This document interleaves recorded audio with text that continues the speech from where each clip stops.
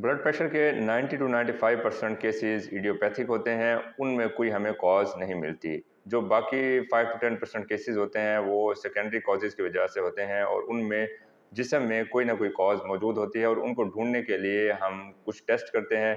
5 test common हैं, बाकी कुछ स्पेशलाइज्ड टेस्ट हैं जो हम एग्जामिनेशन के बाद एडवाइस करते हैं। वो 5 टेस्ट कौन-कौन से हैं? नंबर 1 पे अल्ट्रासाउंड एब्डोमेन है और उसमें हम जो किडनीज़ हैं उनका स्टेटस देखते हैं, एड्रिनल्स का स्टेटस देखते हैं, रीनल आर्टरी का स्टेटस देखते हैं। नंबर 2 पे आरएफटीज़ हैं, गुर्दों के जो फंक्शन मापने का टेस्ट है वो हम करते हैं। नंबर 3 पे यूरिन कंप्लीट एग्जामिनेशन है, उसमें हम चेक करते हैं कि यूरिन में कोई ब्लड तो नहीं आ रहा, कोई चर्बी तो लीक नहीं हो रही, कोई और सेल्स तो नहीं आ रहे। नंबर 4 पे हम करते हैं एकोकार्डियोग्राफी और उसमें हम देखते हैं कि दिल की किसी कॉज़ की वजह से तो ब्लड प्रेशर नहीं हो रहा और आखिरी जो टेस्ट है वो है थायराइड फंक्शन टेस्ट।